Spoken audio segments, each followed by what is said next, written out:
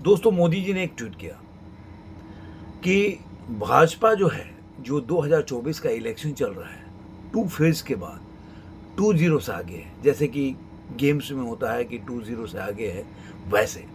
उसका क्या रीज़न है और इतना कॉन्फिडेंस क्यों है? चाहे विपक्ष के लोग कितना भी एक नैरेटिव चलाने का प्रयास करें कि वोट परसेंट कम है, तो अगर वोट परसेंट के हिसाब से डिस्कस किया जाए, तो इस समय का 2 फेज़ का इलेक्शन का आकलन करें, तो हर जगह जो मिक्स वोट वोट परसेंटेज रहा है। कई जगह वोट परसेंट ज़्यादा रहा है, जहाँ पे बीजेपी की सरकार भी है और कई जगह बीजेपी की सरकार है, वहाँ कम भी रहा है। ऐसे ही जहाँ पे विपक्ष की सरकार है, वहाँ कई जगह कम भी रहा है, कई जगह भी ज़्यादा भी रहा है। अब तमिलनाडु में उठा दीजिए, तमिलनाडु में तो बीजेपी की सरकार है नहीं, लेकिन वहाँ भी वोट परसेंट काफ़ी गिरा, 6 से 7% का अगर बोल सकते हैं, तो उसमें गिरावट है। तो ये कोई एक नैरेटिव, ये योगेंद्र यादव टाइप लोग, मतलब आज तक इन लोगों का कोई भी आप देखिए उठाकर, हम लोग छोटे लोग हैं, लेकिन मैं कह रहा हूँ कि मेरा प्रेडिक्शन अगर आप उठा के देख लीजिए, तो मैं जो पहले शॉर्ट्स बनाता था, तो उसमें आपको कर्नाटक में ही फेल हुआ मैं। नहीं तो आप कोई भी आप उठा लीजिए, बिहार का चुनाव हो या राजस्थान, मध्य प्रदेश, छत्तीसगढ़ का भी चुनाव हुआ या यूपी के चुनाव हुआ था असेंबली का, या 2019 का चुनाव हो, मेरा मैं आप बोल सकते हैं कि 90% का आकलन सही होता है।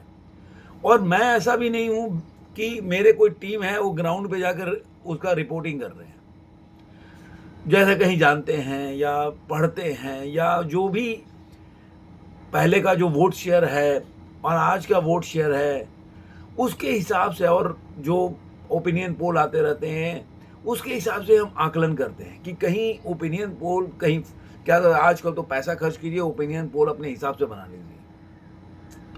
लेकिन हमारा काम क्या है, वो ओपिनियन, इतना ओपिनियन पोल में डिफरेंसेस क्यों होता है, इसकी वजह भी यही है। ऐसा नहीं बोल रहा है कि वो कर नहीं सकते, वो करना नहीं चाहते, आजकल पैसा हर चीज लोग चाहता है। तो ये आकलन क्यों मैं बोल रहा हूं कि आप, कोई रॉकेट साइंस नहीं है इसको पकड़ने का। आप कैसे पकड़ सकते हैं मैं आपको इस वीडियो में बताऊंगा। लेकिन अभी तक आपने मेरे चैनल को सब्सक्राइब नहीं किया तो जरूर सब्सक्राइब करें, क्योंकि वीडियो होने वाला है बहुत इंफॉर्मेटिव, और आपको मैं ऐसे चीजें बताऊंगा जो आप, जो ये मैं आकलन करूंगा तो आप मेरी बात से 100% सहमत होंगे, ये भी मैं दावा करता हूं।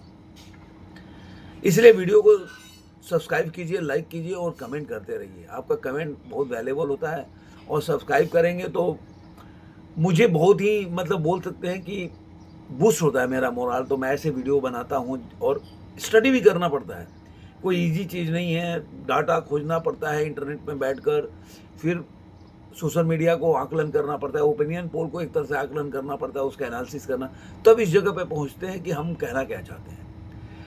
तो चलिए वीडियो को शुरू करते हैं। पहले हम जो अभी जो मेन जो फेज का है वो हम छोड़ते हैं, जहाँ पे तमिलनाडु में तो बीजेपी का फाइट रहा नहीं है, क्योंकि बीजेपी वहाँ से पूरी तरह से पार्टी नहीं है। अब आज क्या होने वाला है, क्योंकि वहाँ पे वोट शेयर में, परसेंटेज में जीत में किसका है, क्योंकि मेन लड़ाई बीजेपी और रेस्ट ऑफ द पार्टी है, तो हम उसी हिसाब से आकलन करेंगे जहाँ पे बीजेपी है।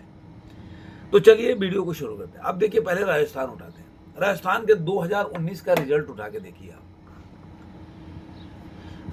देखिए, कोई भी आज जहाँ पे सरकार बदलती है, या अगर सरकार के अगेंस्ट में वोट पड़ता है, तो आप, मैं नहीं कह रहा हूँ कि वोट परसेंट बढ़ता है, मैं उसकी बात ही नहीं कह रहा हूँ। जैसे आप मान लीजिए 60% बढ़ा तो आकलन करते हैं कि 77 हो गया, 70% अगर वोट शेयर बढ़ गया, 10% बढ़ गया, तो मतलब उसके खिलाफ में, मतलब सरकार जो वहाँ पे मौजूदा सत्ता है या मौजूदा लोग हैं उनके खिलाफ में वोटिंग जा रहा है, इसलिए ज़्यादा वोट गिर रहा है। लेकिन ये 2019 से 24 के 19 का इलेक्शन, और जो जितने भी आप असेंबली इलेक्शन देखेंगे जहाँ बीजेपी रही है, इस दो किंवदंती या नैरेटिव को फेल करती है, क्योंकि वोट शेयर बढ़ने से घटने से बीजेपी जीतती है। उसका वजह क्या होता है वो अलग विषय है, उस पर आज चर्चा करना नहीं बैठे। लेकिन आपने देखा होगा कि इस नैरेटिव का कोई मतलब नहीं है। पहले चलता था 2014 के पहले कि जहाँ पे सत्ता बदलती थी, परिवर्तन होता था, वहाँ पे वोटिंग परसेंटेज ज़्यादा होता था, लेकिन अभी ऐसा है नहीं। तो हम क्या देखेंगे कि कहीं भी अगर मान लीजिए कि बीजेपी आप बोलेंगे कि बीजेपी जो है वो जो राजस्थान में जब उसका पहले इलेक्शन हुआ था उसमें 25 में से 24 सीट जो है बीजेपी लेके आई थी। तो ऐसा क्या है कि बीजेपी 25 में से 25 या 24 सीट ला सकती है, उसका क्या वजह है?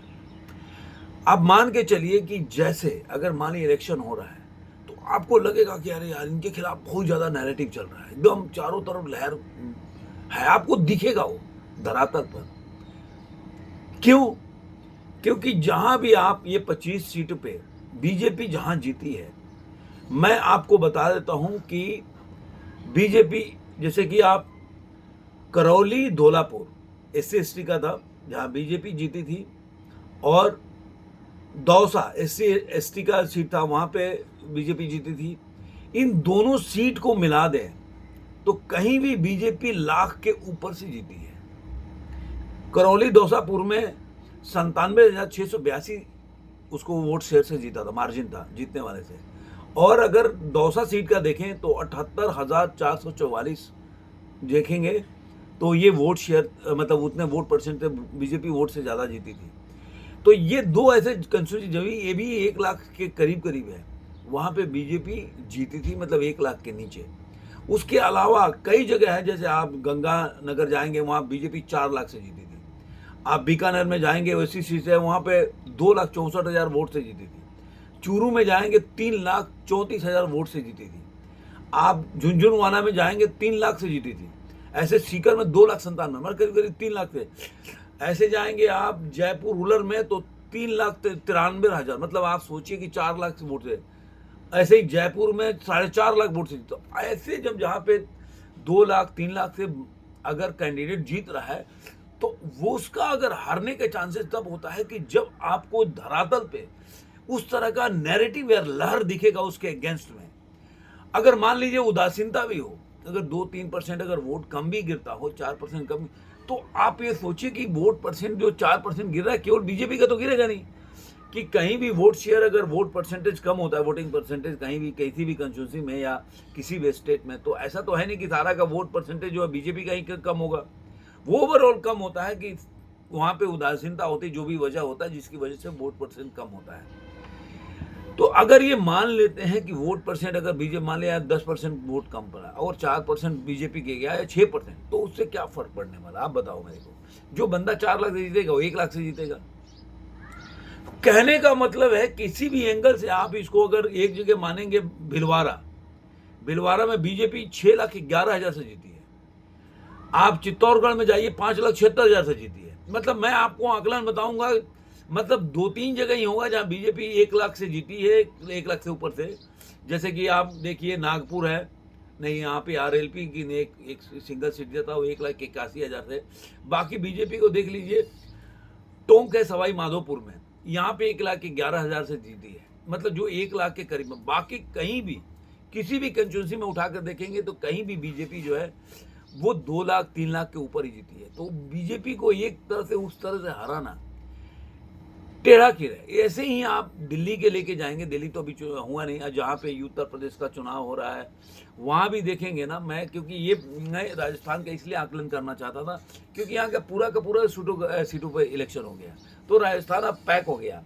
तो इसके लिए अब उत्तर प्रदेश में भी देखेंगे तो ऐसे ही है कि बीजेपी का वोट शेयर है ना, कहीं भी जैसे बिहार का जो चुनाव हुआ जहाँ पे बोल रहे थे वोट परसेंट कम हुआ है, वहाँ भी वोट शेयर बीजेपी का 2 लाख से ऊपर ही है।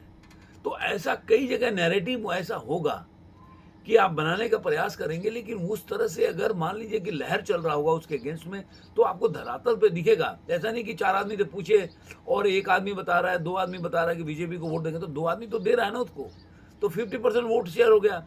मैं मीडिया वालों के हिसाब से बोल रहा हूँ कि जो कि 4 आदमी से आप आकलन नहीं कर सकते, क्योंकि जहाँ पे मतलब लोकसभा असेंबली होता है, लोकसभा जहाँ पे कंस्टिट्यूंसी होता है वहाँ पे 8 लाख 7 लाख के ऊपर का वोट वो होता है, जनसंख्या होता है, वोटिंग होती है। तो उस हिसाब से अगर आप देखेंगे तब आपको आकलन होगा पूरी तरह से कि बीजेपी का वोट शेयर ऐसा क्यों है और क्यों मोदी जी को कॉन्फिडेंट है कि बीजेपी दी सकती है। अब त्रिपुरा में देखिए बहुत भयंकर वोटिंग हुआ है जो पहले के रिकॉर्ड को भी तोड़ती है।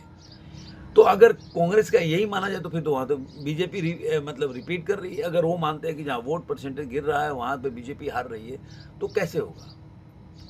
तो ये जो चीज़ें हैं ना, जो जितने भी लोग हैं जो इस सब का नैरेटिव बनाने का प्रयास कर रहे हैं, मैं उत्तर प्रदेश का भी लेके आऊँगा। ये जब पूरा थोड़ा सा हो, मैं आज राजस्थान पे इसलिए फोकस था क्योंकि मैं बताना चाहता था कि राजस्थान में 24 जो अभी जो चुनाव हुआ, तमिलनाडु एक बड़ा स्टेट में देखे तो तमिलनाडु और राजस्थान ही हुआ है, तो दोनों जगह बड़े सारे जगह चुनाव हो गए। तो इसलिए मैं बोल रहा हूँ कि बीजेपी का जो चुनाव जो है वो कहीं ना कहीं आप जो बोलते हैं ना 2-0 से आगे, तो वो आगे है। आपको ये वीडियो कैसा लगा ज़रूर कमेंट बॉक्स में बताइएगा। ऐसे ही स्टेट वाइज अलग अलग स्टेट का हम डाटा लेकर आएंगे हर दिन, और उसके बाद उससे डिस्कस करेंगे, क्योंकि अगर एक हम वीडियो में सारे स्टेट को लेके आए ना तो काफ़ी बड़ा लेंदी हो जाएगा और आप भी बोर हो जाओगे। तो ये आप आकलन करो कि राजस्थान के डाटा का एनालिसिस क्या है, जहाँ पे बीजेपी हर जगह 2-2.5 लाख से ऊपर से जीती है और 3, 3.5, 4, 4.5 मतलब ऐसे जीती है, तो वहाँ पे बीजेपी कैसे हार सकती है, वो कैसे उसका सीट, अब मान लीजिए कि ये 2 जगह सीट है जहाँ पे बीजेपी का अगर बोल 1 लाख से कम से जीती है, जो कि आपको मैंने करौली, धौलापुर और दौसा बताया, लेकिन वहाँ भी आप 78,000 और 97,000 वोट से जीती है। तो ऐसे इस तरह से देखें तो 1,11,000 से वहाँ पे जो बीजेपी हारी थी वो करीब करीब, वो भी एक बहुत बड़ा बात है कि 1,81,000 से जो अपना नागपुर नगौर से बीजेपी हार गई थी, तो वो भी आपको कहीं ना कहीं थ्रेट में रखना पड़ेगा। तो आपको ये वीडियो कैसा लगा जरूर कमेंट बॉक्स में बताइए। फिर मिलेंगे कैसे ही किसी वीडियो में, तब तक के लिए धन्यवाद।